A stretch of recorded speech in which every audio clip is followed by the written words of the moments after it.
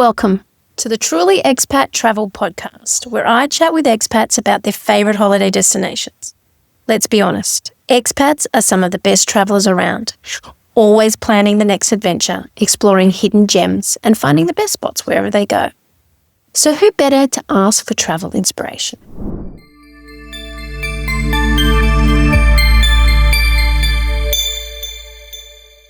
Welcome back to Truly Expat Travel Podcast, and it's me, Paula. I'm your host, and I will be here on my own today.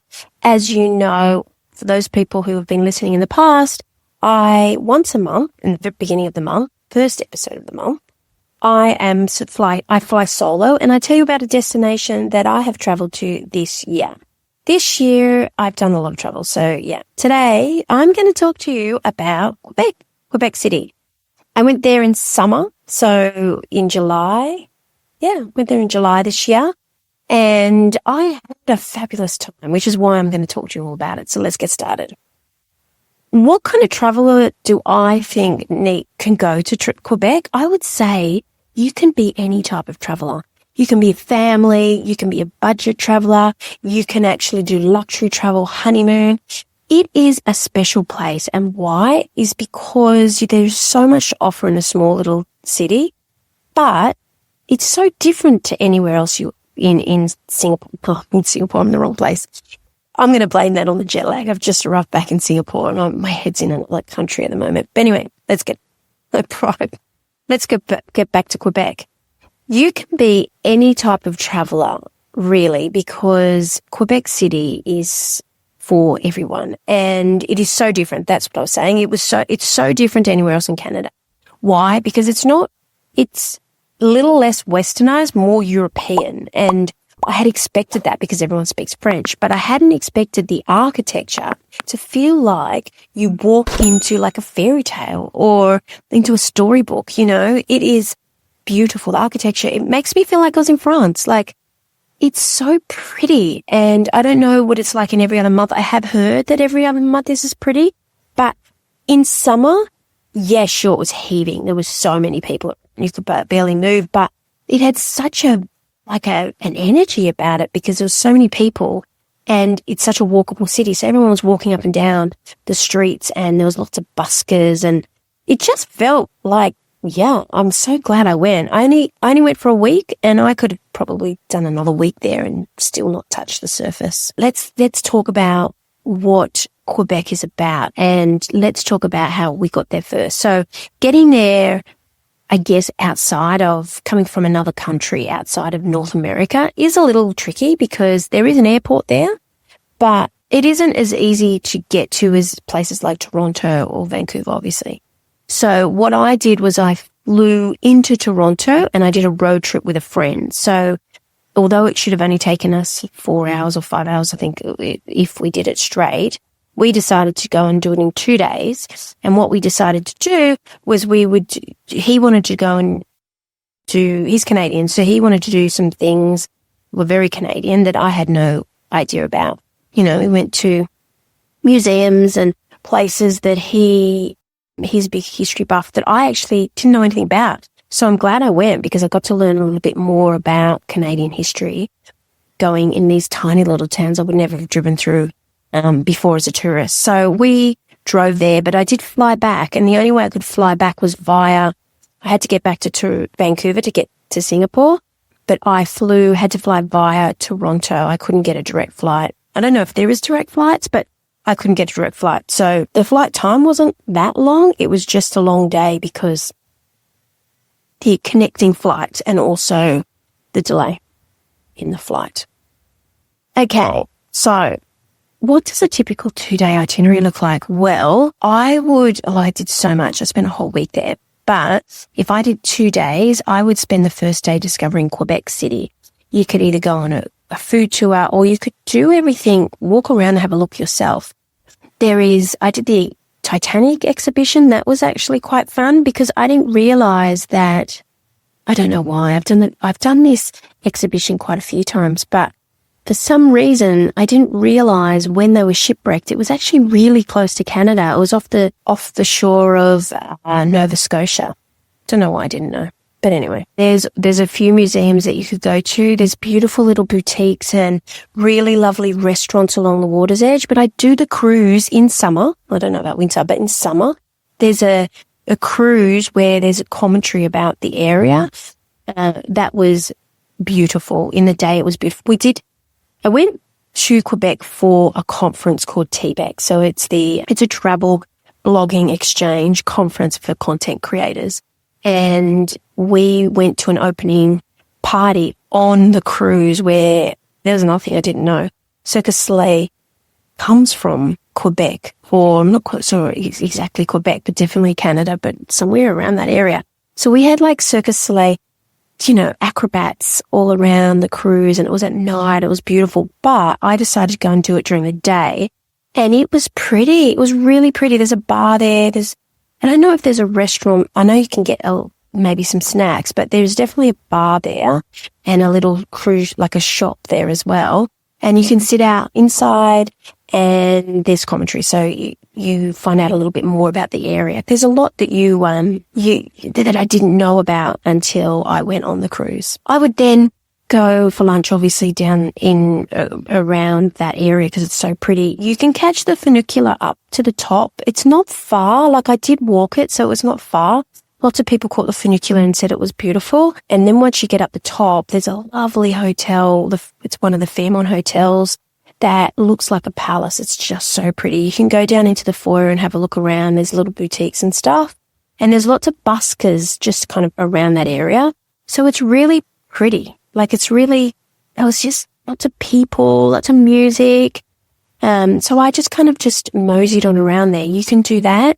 And then at night, I went on a walking tour, but it was like a ghost tour. That's what it was like. And she dressed up. So each actor dresses up differently. There's French actor and there's also an English-speaking actor. I don't know about any other languages. And then they dress up like they're, I guess, ghosts. They've got the white faces and stuff. And then they dress up into what their clothes of that time. So back in, 100 or 200 years ago.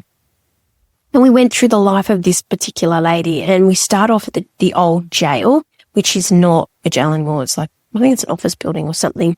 But the old jail and why her son and her husband ended up in jail. And then we go through her whole life and what it was like to live down in that area. And we go through lots of historical buildings.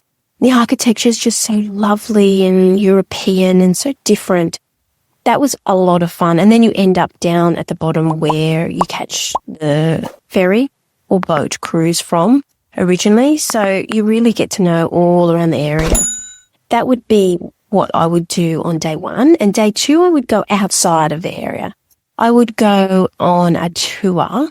If you've got a car, you could probably drive, but go on a tour to the national park. There is the best zip line. I'm afraid of heights and I did it. And so the fall there is taller than the Niagara Falls. So you zip line across that and it was lovely. And she took us on a tour of the area and she was also dressed up in 100 years ago. Or maybe it was longer than maybe it was 200 years ago. And then what we did after that is we went to a place, like an island not far from there. The place is called I can't even pronounce it. If you read it, it was like Ile Orleans. Don't come for me. But it's like Ile d'Orleans. I'll put it in the show notes so you don't have to go through my horrible French pronunciation. It was, so we did a lot of farm to fork kind of food. So there was beautiful organic strawberries, and then we went to tasting some cider, apple cider. So we went to like an apple orchard, and they had lots of different different types of apple produce. Then we went to like a blueberry place where they have to make a liqueur, and then they have like ice cream, and then we went wine tasting. There was so much to do. I do have a whole article on all the things that I did on that day, so you can click on the show notes and see that. There is also an article I did with all the different restaurants that I went to there, because I did a food tour, which was amazing. They would be the 2 days. If you have time that night, I would definitely go to the First Nations illumination kind of night walk, and you really need to get a taxi or drive there. So I don't know if you can do a transfer, but it's definitely worth going to, because the Wendake people, you really get to know their heritage and them and their thoughts and their beliefs and who they are as people, because it's like you walk through each section and it talks about the people and where they came from and what they believe in. And it's like a story. It's a story time. It's beautiful. Honestly, it's the feeling, the energy you get from there. It's just so surreal. It's beautiful. It really is. Definitely worth going to. What was the standout experience? That was pretty special. Going there and kind of getting to understand who they are and what their traditions are is pretty unique to that area. We also were able to get to meet quite a few people from the area. We saw a fashion parade with the local talent and what they're doing. We also got to hear one of the locals speak at the conference, who's absolutely amazing, and some of the things that she had to say about her traditions. It was really eye-opening. So for me, that I love culture and I like to learn about the people of the area, and that was very, very special. Every time was a surprise. The surprise thing and the unexpected thing for me in Quebec was the architecture. I knew that they'd all speak French because, everyone knows they speak French, but I just didn't realize it was a little mini France, and I didn't realize so much history. One of the things I did learn was that on one of the tours I went to, I went on a lot of tours, but one of the tours I went on was that they said that once when the French after they occupied the area, they had made an agreement with Canada that they would keep that little area French, the architecture and the traditions and the language, and keep it as it is. I just found that so fascinating. It really is like stepping into another country. That was one thing that I found very, very unexpected. One of the local dishes, okay, you have to try Putin. For those who have ever been to Canada, Putin is everywhere, but specifically in Quebec, because it is from Quebec, so it's everywhere. And it's a very hearty kind of warm food. So it's potato fries, big, different, every place has it differently, but it's fries with gravy, and you can they have lots of different things, but generally it's like little fermented, that squeaky cheese. It's very, very nice, but it's like that thing that you probably would have when it's in winter. But I had it kind of everywhere, and every place was very, very different. I also tried the wines in the area and the ciders, and if you can go out and do like a food tour, it's definitely worth it. Oh, I've got to tell you that there was this one ice cream shop. I'll put it in the show notes because I can't think of the name of it right now. It was mind-blowing. So every time I walked past it, it was like a massive queue, and I was like, it's ice cream. How good could it be? Okay, so the ice cream was okay. It was dipped like a choc. I don't know what you call them in other countries, but we have like a choc top where it's hot chocolate. You dip it in a vanilla ice cream, and then it hardens. Well, you have like, I think 6 or 8 different types of chocolate. Oh my God. It's like rich, full-on creamy chocolate, like melted chocolate. It's not like that cheap stuff. It's just beautiful. It was really high quality chocolate. So now I know why the line was so big. But I had milk chocolate. I think there's like percentages of chocolate, like dark chocolate to white chocolate. And I think I saw a caramel one there too. But yeah, I had this like the normal one, just a normal regular milk chocolate, and it was phenomenal.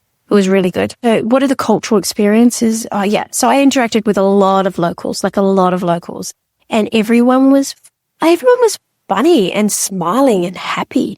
That was the one thing I don't know why I didn't expect it, but everyone seemed to be really happy. And again, when I was saying to you about the First Nation people, they were just very spiritual, very lovely, very kind, very cool, I guess is the best way to explain them. They were really lovely to talk to, the people that I met anyway. And yeah, I think that surprised me that there is such a huge strong traditions in such a small area. You know, you have Canada and their traditions. You've got the French traditions, and then you've got the local First Nation traditions. So it's kind of a blend of that area, which I found really fascinating and very different to anywhere else in Canada that I'd been. I think I said that before anyway. And so what is the one thing you wish you know what? I didn't realize how expensive it was. It's not as expensive as Toronto and Vancouver, but it is very pricey, and everything was everything was booked out. So getting a room was actually quite difficult. It is the thing that I didn't know or didn't expect was that it's there for every budget. You know, you have hostels, you have beautiful Fairmont hotels, you have Airbnb. So you have a whole range of different types of budgets. So it is there for kind of everybody, but book in advance because summer is busy, like really busy. And I don't know if it's because of the conference that we went to, but it was really, really busy. I did stay before I got there and before the conference and after the conference, I actually stayed down in the main kind of area town. But during the conference, I stayed up right next to the conference, one of the conference hotels. That was pricey. So if you could give one tip, go and try all the food. You know, don't just try the poutine or the hamburgers or, you know, try everything. They've got some beautiful soup and organic fruit and vegetables. You know, I had a steak. I went to a vegan, had a burger at a vegan place. I think it was like a mushroom burger. Try all the food because everything I tried was amazing. Oh, the other thing I tried was like this, oh my gosh, what was it called? It was like their local liqueur and it was divine. It was really, really lovely. Can't think of the name of it, but I will put it in the show notes because it's definitely worth looking at or trying. I actually bought a whole bottle home with me. I loved it that much. So that's me. That's it for me for now. Next month, so this will be my last episode of the year talking about my favorite holiday destinations.